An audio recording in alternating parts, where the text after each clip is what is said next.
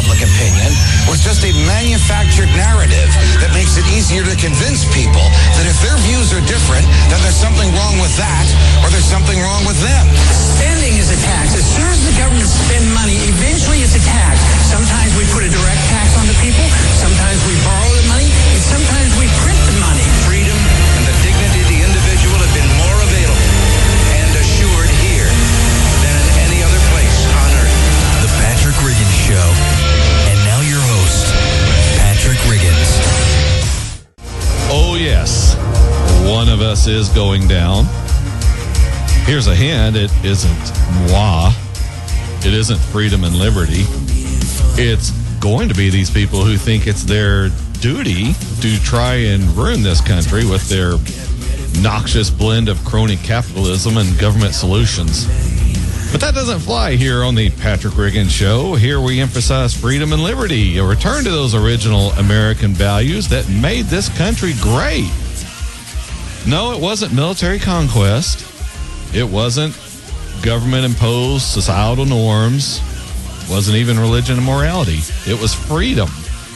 Something so new to the world that even now many people have a really hard time dealing with it.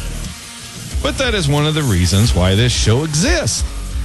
To demonstrate to you how freedom works, how it's not some scary thing, how it's actually liberating once you try it.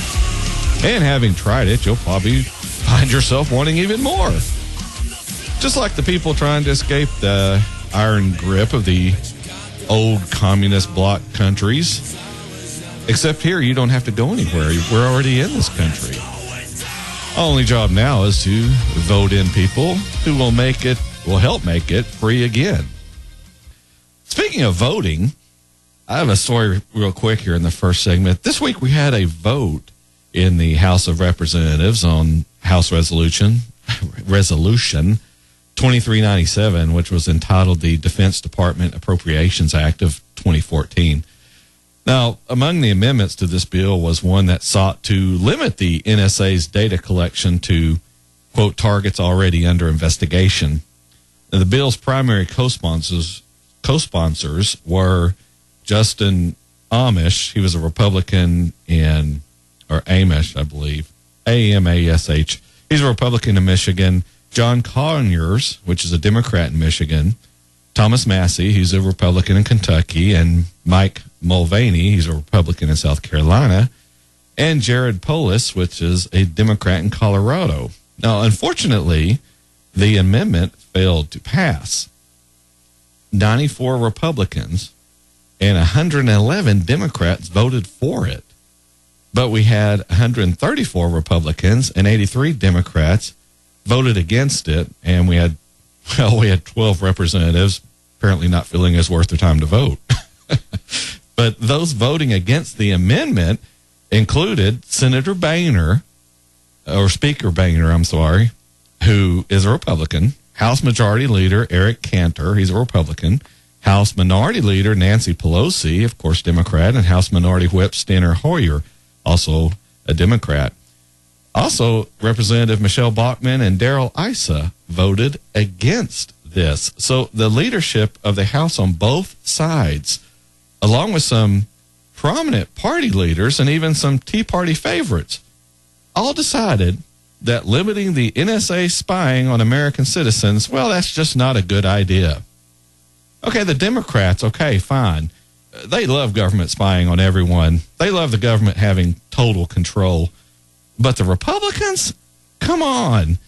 These are supposed to be the people who are trying to limit government. They're always talking about how they respect the Constitution, how they're trying to reduce the intrusiveness of government. Yeah, buddy, I'm your friend. I'll get those nosy people out of your business. At least that's what I'll say until we have to vote on it. Then I'm pro-government all the way. After all, these elected representatives get a lot of money from Washington, D.C., and they aren't about to upset the apple cart up there. The whole Washington, D.C. area population is awash with politicians who have gone through the revolving door between government and high-paying positions in private business. And notice I said positions, not jobs, because These aren't jobs where these people have to work. What they're doing is they're given positions and a salary. All they have to do is loan their name to the company, maybe make some phone calls when the company needs something done in government. That's what I meant when I said at the top of the show there, we have this crony capitalism occurring in our country. It isn't real capitalism. When I hear people railing against capitalism, I always tell them they don't know what they're talking about. We don't have capitalism in this country. We have crony capitalism. The reason for that is our lack of freedom. With true freedom comes true capitalism. They're almost synonyms. If you're free, then you're also free to make money however you can. As long as you're not infringing on someone else's rights, you're free to do whatever you want. Just like this fake freedom I talk about here on this show, this fake freedom we're told is real freedom, but it's not. It's freedom as far as the government's concerned, but it isn't true freedom. Same thing with this capitalism. We're told we live in a country that encourages capitalism and entrepreneurship, but we don't. By taking away our freedom and liberty, the government has distorted capitalism into something that it might like to call capitalism, but it really isn't. If it were true capitalism, then you could start and run a business doing whatever someone would pay you to do, as long as you weren't infringing on someone else's rights. Speaking of which, did you ever notice how government doesn't mind if you engage in a vice as long as it gets its cut? It doesn't mind if you drink alcohol as long as it has a tax stamp. It doesn't mind if you engage in prostitution or patronizing it as long as it's approved and taxed, for example, in Nevada. Do you want to gamble? We'll get the government to approve it by giving it its cut. You notice how the government's like the mob or even a street gang. You can't sell your stuff on its corner without paying rent, rent being a cut of your profits. Unfortunately, this has become so ingrained in the population of this country that we allow it to happen.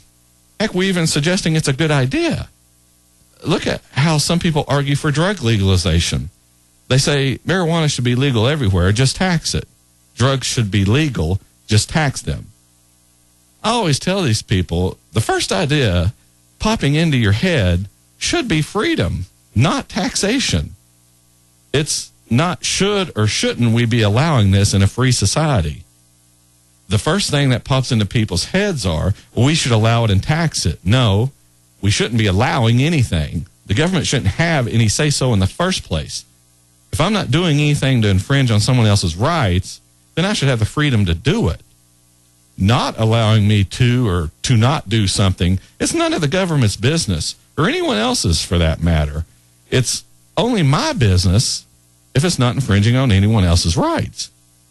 But this is always the first argument I hear to justify government allowing me to do something that I should already have the freedom to choose to do or not. We are so used to paying off the government with the promise that it can tax something if it'll just let us do it. We shouldn't be seeking permission from the government. It should be seeking permission from us. That's how this government was set up. We, the citizens, created the government. We don't have to ask it for anything. The government is a creation of the people. I've gone over this very idea many times before on this show, and you can check our YouTube archives at youtube.com/Patrick Riggins Show and listen up and take notes. The government is a creation of us. We give it permission to do things, not the other way around. But children aren't being taught in school that this is how it works. They're being taught that government is in charge and we have to get permission from it to do anything. You want to start a business? Sure. Just pay off the government in the form of a business license. Want to practice medicine or some other professional occupation? Hey, no problem. Pay off the government in the form of local and state professional taxes. You want to buy something? Hey, don't forget those sales taxes. The person selling it to you better have gotten permission from the government. You want to own property? You better get those property taxes paid or it won't be your land for long. But Patrick, you may say, I own my land. No, you don't. You're leasing it from the government. If you owned it, you wouldn't have to pay taxes on it for things you don't use. You could contract with private companies to provide whatever you needed. You can buy a piece of land and build a house and dig a well and never move from your place, your piece of land, and you'd still owe the government money. And if you don't pay, it'll take your land from you and sell it at auction to someone else. Doesn't that sound great here in America? We have to reverse this government comes first thinking that is prevalent in our country. Fortunately, we're starting to make some headway with it, and we'll talk about that in the next segment of the show. This week, we're going to try to pour 10 gallons of show into a 5-gallon hour, and just like last week, I'll do my best to get to everything. We're up here on the first break here on the Patrick Riggin Show and the Libertarian Lighthouse Radio Network and News Talk 98.7 WOKI. When we come back, we'll start wading into all of this and see if we can't make some sense of it in about, 2 minutes. We'll see you in a little bit. Freedom without